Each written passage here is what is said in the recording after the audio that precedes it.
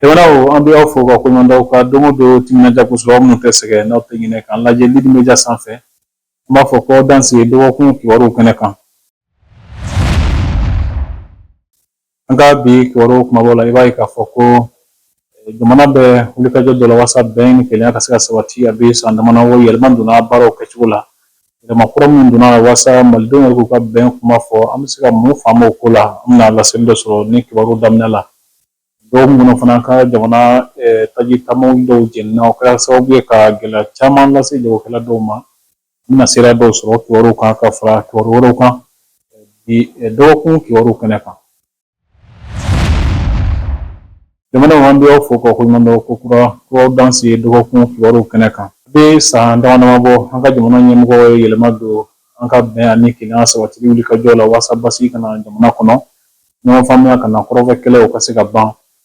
Yɛlɛma minnu donna la o kɛra sababu ye ni an bɔra bɛn sɛbɛn min bɛ wele ko accord d'Alger kɔnɔ ni ka taabolo kuraw ta sigi ka fɔ dɔw kɛra faamuyali jumɛn bɛ se sɔrɔ nin ko ninnu na hakilijakabɔ la Mohamed Mamanta Ture an y'ale ɲininka a ye min fɔ an ye an k'o lajɛ nin jaw la. Min bɛ se ka fɔ bɛnko in kan i b'a ye k'a fɔ i yɛrɛ y'a fɔ cogo min na bɛnkan sɛbɛn caman tara jamana marabagaw ni bamaciw ni ɲɔgɔn cɛ kan a si ma se ka waleya ka se a dan ma a si ma se ka na ni laɲini ye min ye bɛn ye donc o b'a yira k'a fɔ ko o bɛnkan sɛbɛn minnu tara a si tun tɛ bɛnkan sɛbɛn ye min baara kɛra ni tiɲɛ ni danaya ye donc u ye fɛn dɔ de kɔni kɛ k'a fɔ k'u b'a waleya donc a waleyatɔ a kɛra a yira k'a fɔ ko gɛlɛya bɛ a kɔnɔna na a ma se ka kɛ o de la n b'a fɔ k'a fɔ bɛnkan sɛbɛn laban min tun bɛ yen n'o tun ye accord d'Alger ni an ka marabaga kuraw y'o gulon k'a fɔ ko u tɛ baara kɛ ni o ye i b'a ye k'a fɔ ko nanzaraw min ye faransɛw ka dɔnnikɛlaba dɔ ye n'o ye Alain Bourgeois a y'i kanto k'a fɔ ko hali jamana minnu bɛ yen ni puissances don i b'a fɔ États-Unis ni Faransi n'a ɲɔgɔnnaw u tɛ se ka accord d'Alger nin waleya komi a laɲinina cogo min na donc ça veut dire que baara min kɛra an ka jamana représentant minnu taara o bamaci minnu bɛ yen o partenaire minnu bɛ an ni ɲɔgɔn cɛ o donc fɛn dɔ dabirila dɔ fɛ donc si jo tɛ a la bɛɛ ye janfa dɔ kɛ ka si jamana ma na ninnu nana ka na o gulon parce que maliden caman kun ka laɲini y'o ye an b'a fɔ ko tare bon ninnu fana nana ka na min fana ta n'o ye dialogue intermalien n'o o kɛra an y'a ye k'a fɔ o kɛra o dialogue in fana kɛra kɛcogo jumɛn na est-ce que se kɛra maaw ma maa minnu bɛ ɲɔgɔn na fo jamana in togoda fitinin minnu bɛ fɔ kɔfɛ la fo ka na duguba kɔnɔna na an b'a ye k'a fɔ baara in kɔni kɛra cɛsiri kɛra nafolo donna la maaw welela maa caman ye hakilina fɔ nka maa minnu ni minnu bɛ ɲɔgɔn na sa an ma olu de ye k'u hakilina fɔ ka don baara in kɔnɔna na donc o de kɛra manden donc o baara in yɛrɛ fana kɔnɔ i b'a ye k'a fɔ o yɛrɛ kɔfɛ fɛn dɔ nana sigi ko charte pour la paix et la réconciliation charte nana mun na ni dialogue réussira an kan ka o ɲininkali kɛ o charte mana fana min fana dira tan gafe minnu don André gafe ninnu bɛ ta fɛn kuma ɲumanw bɛ fɔ a kɔnɔ fɛn ɲɛnamaw bɛ sɛbɛn a kɔnɔ mais a waleyali de ye problème yɛrɛ ye donc an k'an yɛrɛ ɲininka mun b'o kɛ donc marabagaw bi an ka bɔ sɛbɛnniw kɔnɔ an ka bɔ discours kɔnɔ an ka na a waleyali kɔnɔna na fiɲɛ caman bɛ bɛn kɔnɔ anw ka jamana in kɔnɔ parce que n'a fɔra k'a fɔ ko ka nin so nin ta ka e ni André ani maa wɛrɛw ta kan an sigi a kɔnɔ k'an ka kuma k'an ka bɛn est-ce que fɔ ko ɲɔgɔnya bɛ anw ni ɲɔgɔn cɛ pour que a ka fɔ k'a fɔ ko aw ka bɛn fɛn dɔ baara kun fɔlɔ dɔw de bɛ yen o ye sigi ka kuma ye sigi ka fɔ ye ne e ni mɔgɔ min n'aw bɛ ɲɔgɔn na n'aw ma sigi aw fila bɛɛ k'aw ta fɛla fɔ a gɛlɛya n'a nɔgɔya a ka ta aw bɛ se ka lafaamuya cogo min na ka kiiri ɲuman tigɛ aw ni ɲɔgɔn cɛ ka bɛɛ bila i ka hakɛ kɔnɔ aw k'aw bolo di ɲɔgɔn ma ka yafa ɲɔgɔn ma ka sɔrɔ ka ɲɔgɔn minɛ ka na ni bɛn ne hakili la k'a fɔ ko processus dɔ de don a kan ka taa mais k'a fɔ an ka bɛn ten a bɛ gɛlɛn na sigi ma k'a la dɛ dɔgɔkun in kɔnɔ jamana taji taamaw caman jenina jatigɛwalekɛlaw fɛ Kayi mara la ani Mali fan wɛrɛw fɛ kɛra sababu ye ka gɛlɛya caman lase an ka jagokɛlaw ma minnu bɛna ni taji ninnu ye jamanadenw mago ka se ka ɲɛnabɔ min tali kɛ lafasalatɔ minnu bɛ mobilibolila ninnu ka tɔgɔ la olu ka ɲɛmɔgɔ dɔ ye a ka sira di an ma a y'a to kanu ka tɔgɔ to gundo la n b'a ka ɲɛfɔli lamɛn ni kumakanw na. Tiɲɛ na bɛɛ b'a dɔn k'a fɔ min bɛ sen na an ɲɛ b'a la ka d'a kan an ka jamana a bɛ min kɔnɔna na a bɛ degun min kɔnɔna na bɛɛ ɲɛ b'a la jamana bɛ degun kɔnɔna na degun ma nɔgɔ maa kelen ka degun tɛ n'a y'a sɔrɔ degun tun bɛ ka da maa kelen de kan degun tun ɲɛsinnen bɛ ka disi cakɛda dɔ de kan an bɛ se k'a fɔ degun ye an bɛɛ lajɛlen de kan basabi faamaw yɛrɛ bɛ k'u seko kɛ la an t'a fɔ ko faamaw tɛ se k'u seko kɛ dɛ parce que diɲɛlatigɛ la diɲɛ fɛn fɛn n'i y'a ye i b'a sɔrɔ ko dɔ de b'a jukɔrɔ min a bɛ ka ɲini na ka taa faamaw bɛ k'u seko kɛ la fɔlɔ la kuran tun b'an bolo kuran bɛ se ka heure 12 kɛ a tun bɛ se ka tɛmɛ tuma dɔ la fɔ heure 12 kan yɛrɛ mais bi an y'a ye kuran seginna ka na heure 6 la Moti kɔnɔna na Moti tun ye degun sɔrɔ kosɛbɛ mɔgɔ tun b'u diyan kuranko la Moti yan bi o tun ye pɔnɔtigiw ye mais bi an tila ka ye degun ni a fɔla ka segin ka na tuguni parce que an ɲɛ b'a la yɔrɔ cogoya bɛ cogo min na Mali bi guerre kɔnɔna na an dun ɲɛ b'a la an ka groupe bɛɛ bɛ marcher ni carburant de ye ni tun sigi jiginna hali dugu kɔnɔna na dɔw tun ka carburant feere cogo nasugu bɛɛ la kuranko fana filɛ nin ye maa tɛ se ka fɛn fɔ gouvernement ma kan o la parce que gouvernement bɛ ka seko bɛɛ lajɛlen kɛ la minnu b'an ka ɲɛmɔgɔya la n'o y'an ka tenitigiw ye k'u jija vraiment o bɛ se ka degun bɔn jamana kɔnɔdenw kan cogo min na dugu kɔnɔdenw surtout motikɛdenw kan cogo min na surtout moti yɛrɛ bi centre min na an bɛ insécurité min na nin a kuranko n'u m'a lajɛ hali o don aw yɛrɛ ɲɛ b'a la min kɛra kɔmati kɔnɔna na an ka commissariat min kɛra an ka commissariat kɔnɔna na n'u tila ka jigin dugu kɔnɔna na tuguni ka tila ka marifaw ci yɔrɔ bɛɛ la moti kuranko vraiment an bɛ insécurité min kɔnɔna na u k'a lajɛ hali sisan u ka se ka amélioration don a la kosɛbɛ a ka bɔ 6 heures de temps nin na dɔ ka se ka fara sanfɛ bi an ɲɛ b'a la essence ko ka gɛlɛn essence ko gɛlɛya nin anw nɔ tɛ e nɔ tɛ gouvernement nɔ tɛ mais mɔgɔ dɔw de bɛ yen minnu bɛ jamana kɔnɔdenw yɛrɛ hakilila gosini nin kɔnɔsuga nin an ka fɛɛrɛ kɛ gouvernement vraiment ne bɛ gouvernement wele kɔ fɛɛrɛ kɛ nin ko in na kɛrɛfɛ n'a dɛsɛra fɛn bɛ yen n'a dɛsɛra diɲɛlatigɛ la mais maa kana sɔrɔ diɲɛlatigɛ la min fana bɛ se ka o ko fana ta k'o gɛlɛya population bolo fo k'o dama tɛmɛ n'a fɔra ko essence tɛ yen o ka bɛn cɛ ma mais essence gɛlɛyara o ka bɛn cɛ mais gouvernement nɔ de ye essence gɛlɛya ye wa gouvernement nɔ tɛ essence gɛlɛya ye o mais ni dalɔrɔ dɔ nana n'a ye ka na se gouvernement ma an kana mɔgɔ sɔrɔ diɲɛlatigɛ la fana min fana bɛ na ka na essence litiri kelen feere 300 ni 50 fo 400 nin tɔ kɔni gɛlɛyara ni ko tɔti gouvernement ko ye mais faut que gouvernement terroriser k'o bila mɔgɔw la et puis ka essayer ka fɛn jamana kɔnɔdenw ni tɔɔrɔ ko nasugu dɔw la an fana k'a lajɛ ɲɔgɔn cɛ an bɛ se ka gouvernement dɛmɛ fɛn min an k'olu fana dɛmɛ u ka se ka bɔ nin dingɛ kɔnɔ gouvernement kelen tɛ se k'a yɛrɛ dɛmɛ o n k'an bɛ fara o kan an fanga di ɲɔgɔn ma de pour que an ka se ka bɔ nin dingɛ kɔnɔ. Yɛnɛ essence ko a tɛ sɔrɔ la yɛrɛ nka n'i sera station na i b'a sɔrɔ yen nɔ wula fɛ ani sɔgɔmada fɛ o waati yɛrɛ o bɛ dɔɔni de feere mɔgɔw ma kɔfɛ u bɛ datuguli kɛ bon bi bi in na essence yɛrɛ sɔngɔ dugu kɔnɔna na dɔw bɛ 400 fɔ a la dɔw bɛ 500 fɔ a la dɔw bɛ 600 yɛrɛ fɔ a la dɔw bɛ 300 yɛrɛ fɔ a la c'est à dire da kelen t'a la quoi parce que a tɛ sɔrɔ la dugu kɔnɔna na f'i ka taa station na bon bɛ gɛlɛya in bɛɛ bɛ jɛnɛ yɛrɛ de kɔnɔ n'o tɛ n'i sera jɛnɛ dugu la a tɛ dugu la essence sɔngɔ ka ɲi kosɛbɛ yen nɔ mais gɛlɛya bɛɛ bɛ anw fɛ jɛnɛ yan nɔ dugu kɔnɔna na so les villages environnants na essence sɔngɔ ka di kosɛbɛ ka tɛmɛ jɛnɛ kan nka nin bɛɛ sɔrɔ fɛn min fɛ o ye bi bi na mankan min bɛ an ka jamana kɔnɔ a ko gɛlɛyaba de y'u ye n'o tɛ bi bi na essence ko kɔni jɛnɛ nɔ a ma nɔgɔ dɛ i ta y'i ɲɛ yɛrɛ la bon nin ko in kɔnɔ san bɛ min ɲini dɔrɔn mankan in ka se ka ban parce que a gɛlɛya fu bɛɛ de mankan de ye mankan min bɛ sen na jamana ka se ka basigi an b'o de ɲini an b'o dɔn ɲini jamana ɲɛmɔgɔ fɛ mankan in ka se ka ban yaasa essence ko ka se ka nɔgɔya kow ka se ka nɔgɔya anw fɛ jɛnɛ mara la an b'o de mɔgɔ fɔlɔ minnu bɔra sigiyɔrɔ ka sababu kɛlɛ olu caman nana tumiya mɔgɔ 800 bɔɲɔgɔn ko don u nana u ma sigiyɔrɔ sɔrɔ koro u tɛmɛna ka na tomiyakaw fana y'u kunbɛn bonya kɔnɔna na tomiya min bɛ ka danga n'o ye Siras Keyita ye ale ye min fɔ an ye an k'o lamɛn nin kumakanw na.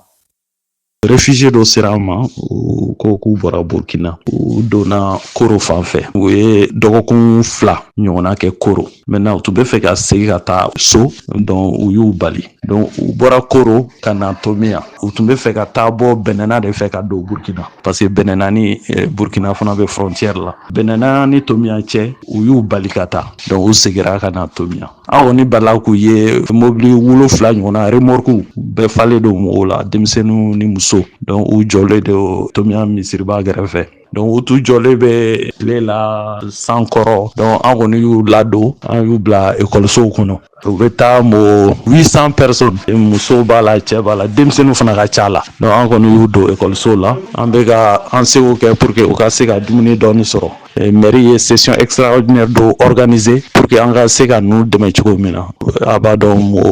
800 personnes u baloli ma nɔgɔ n'u bɛ dugu kɔnɔ siyɔrɔko yɛrɛ ekɔli ninnu bɛɛ falen don. sifinaka min bɛ wele ko Albashir Cham ale minɛna ka tunun n'a ye mɔgɔ si ma ta yɔrɔ dɔn a jɛɲɔgɔnw ye a kan bɔ ka dɛsɛ a bɛ kalo damadama bɔ sisan kibaruya joona foyi ma se ka sɔrɔ nin sifinaka in na diɲɛtɔma ye a ɲini k'a fɔ ko kibaruyaw ka di ani maa kofɔlen bɛ yɔrɔ min na ko a ka ɲini ka bɔ o wo kɔnɔ ni k'a labɔ o kibaruya dilen o diyara a jɛɲɔgɔn ye kosɛbɛ i n'a fɔ Amadu Cham o ye a jɛɲɔgɔn dɔ ye ale y'a ɲɛfɔ an ye cogo min na nin kumakanw na. Effectivement, nin y'a kalo naani ye an jɛɲɔgɔn kɛ an terikɛ Albashir Cham n'ale tununnen don ni maa t'a yɔrɔ dɔn ka kan n'o ye ko les experts de l'ONU olu ye communiqué min kɛ u y'a fɔ k'a yira ko Albashir Cham nin y'a kalo naani ye a tununa ko fɛɛrɛw k'a latigɛ walasa a ka se k'a ye walasa a bɛ se ka taa a ka denbaya la anw kɛlen ko kibaruya in ye vraiment a ye espoir d'anw ma a ye nisɔndiya di anw ma n'a sɔrɔ ko maaw fana sɔrɔla mun tɛ an ka jamana kɔnɔ yan n'olu bɛ diɲɛma k'i da don ko in na k'u ka damakasi fara anw ta kan walasa an bɛ se ka Albashir Cham ye cogo min na an kɔni y'a ye espoir de da anw ma o b'a yira an ye wulikajɔ fɛn fɛn kɛ en avance a muso yɛrɛ ye plainte mun don o b'a yira ko o wulikajɔ ninnu ma kɛ fu ye a sera tulo kunnandiw ma donc o ye k'a fɔ an ye baara fɛn fɛn kɛ ko fo bi ni expert de l'ONU n'olu ka nin communiqué nana fara kan ala k'a don tulo kunnandira walasa vraiment an bɛ se ka Albashir Cham yɔrɔ ye cogo min na o kɔfɛ fana an b'a ɲini jamana ɲɛmɔgɔw fɛ hali bi u ka wuli k'u jɔ k'u cɛsiri walasa a mana kɛ yɔrɔ o yɔrɔ a mana kɛ lahalaya min na a bɛ se ka se a muso fɛ a ka denmisɛnninw lasɔrɔ donc an bɛ dugawu kɛ ala ka segin n'a ɲuman ye an k'a ye an k'a sɔrɔ hɛrɛ ni baden na a mana kɛ yɔrɔ o yɔrɔ an b'a ɲini maliyɛn bɛɛ fɛ ka ɲini bɛɛ lajɛlen fɛ bɛɛ ka dugawu kɛ walasa an bɛ se ka a ye kɛnɛya la. Mali jabɔlaw n'o ye sinimabɔlaw ye olu bɛ gɛlɛya caman kɔnɔ nin waati in na n'i ye jateminɛ kɛ u ni dɛmɛ min ka kan o tɛ lase u ma u ni jɔyɔrɔ fana ka kan a dɔw yɛrɛ y'a jira k'a fɔ jamana ɲinɛnen don u kɔ ka sababu kɛ u ka baara kɛcogo ye a dalen don bolo kɔfɛ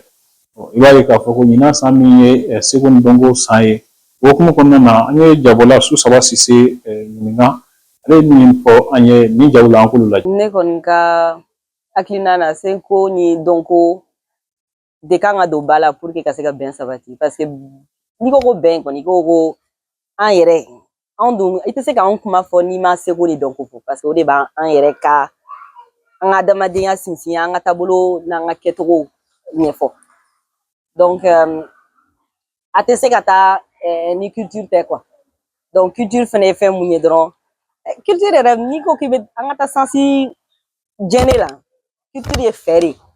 ɲɔgɔn minɛ a ɲɔgɔn kanu bon o tɛ se i b'o fɔ yɔrɔ o yɔrɔ la parce que i ye fɛn fɛn kɛ culture la a bɛɛ bɛ n'a ma sinankunya kuma fɔ a bɛ kulonkɛ ni fɛn dɔ kuma fɔ a bɛ quand même taabolo ni ka dɔnniyaw falen falen ɲɔgɔn na bi bi in na furu ya o sabati ethnie fɛn fɛn bɛ yan i bɛ taa sɔrɔ dɔ jeli bɛ ethnie dɔ jeli bɛ dɔ la bɛɛ la presque i bɛ taa sɔrɔ n'i m'a sɔrɔ fakunda i bɛ taa sɔrɔ bakunda mɔkɛ mun ka ca n'o ye donc o yɛrɛ dɔrɔn kama o fɛn fɛn n'a jeli b'i la kɔni normalement fɔlɔ kɔni n'a fɔra k'i ye nin ye o b'a sɔrɔ i y'a taabolo n'a a tabiyaw a b'i la o de kama fɛnɛ e fɛnɛ mana don du mun kɔnɔ e fɛnɛ bɛ na n'o ye o fɛnɛ bɛ di o denw ma o fɛnɛ donc culture ye brassage ɲagamin don quoi k'an don ɲɔgɔn na an ka ɲɔgɔn kanu an ka ɲɔgɔn kun voilà donc bɛn tɛ se ka taa n'o tɛ donc bɛn fɛnɛ tɛ se ka kɛ ni culture tɛ donc a bɛɛ bɛ fɛn kelen kɔnɔ ne ka jate la u kan ka ɲini k'an dɔn parce que n'i ye ne bi min kuma parce que ne fa y'a si bɛɛ ban a bɛ ka nin kɛlɛ in de kɛ a ye fɛn fɛn sɔrɔ a ma kumaniya Mali ma donc ale kɔni ka fɛn yɛrɛ taara fɛn fɛn ɲini kɔfɛ a bɛ segin na il faut que n ka a n'a yira maliyɛn na il faut que maliyɛnw ka kɛ ten donc mɔgɔ min y'a si bɛɛ ban ka essayer k'o ban ne kɔni kɛra a kɛrɛfɛ n ye fɛn caman faamu a ye kɛlɛ minnu kɛ a dɔw bɛ ne kun ma wolo ne kun tɛ diɲɛ na mais n ye caman ye depuis ne yɛrɛ fɛnɛ y'a daminɛ ne yɛrɛ fɛnɛ tila ka don baara in kɔnɔna la hali n bɛ don a kɔnɔ tuma na a b'a fɔ n ɲɛna i ye muso de ye cɛw bɛ se ka fɛn dɔw kun mais muso aw ka fɛgɛn donc est ce que i tɛ baara ɲini baara yɔrɔ in fɛn yɛrɛ kɛ ka nin baara in to yen parce que a ma nɔgɔn Mali la ne ko non ne fɛnɛ y'o de kanu donc fɛnɛ b'o de sira ta donc n'i y'a mɔgɔ min ye ka o kɛlɛ kɛ a dun tɛ yen k'a fɔ k'a ma président dɔn k'a ma mɔgɔbaw dɔn minnu bɛ se ka yɛlɛmali don ko la mais ale yɛrɛ ka jate la an ma faamu an dɔɔnin tɛ mɔgɔw bɛ gɛrɛ an na k'a fɔ dɔrɔn culture mɔgɔw don ou bien karisa bɔra yan fɛ ka na u bɛ an ja dɔn an yɛrɛ la mais en réalité o t'an dɔn donc tant que ni État yɛrɛ m'a ɲini k'a dɔn an ka baara ye fɛn min ye a bɛ nafa mun lase n'an o ma dɔn a ka gɛlɛn an ka dɛmɛ quoi ne ka jate o ye. Kalanko hokumu kɔnɔna na i b'a ye k'a fɔ jɛɲɔgɔnya baara min tun bɛ jamana ni enseignement catholique ni ɲɔgɔn cɛ musaka dɔ tun bɛ di u ma walasa u ka se ka lakɔli karamɔgɔw ka sarako ɲɛnabɔ o dili jɔra o kɛra sababu ye ni lakɔliso caman bɛna datugu ɲina école catholique tɔgɔ la min bɛ tali yɛrɛ fana kɛ lakɔli karamɔgɔ minnu tun bɛ u bolo olu fana bɛna bɔ baara la mɔgɔ 1600 ani dɔɔni i b'a ye k'a fɔ kalanfaw olu ka lafasatɔnw farala ɲɔgɔn kan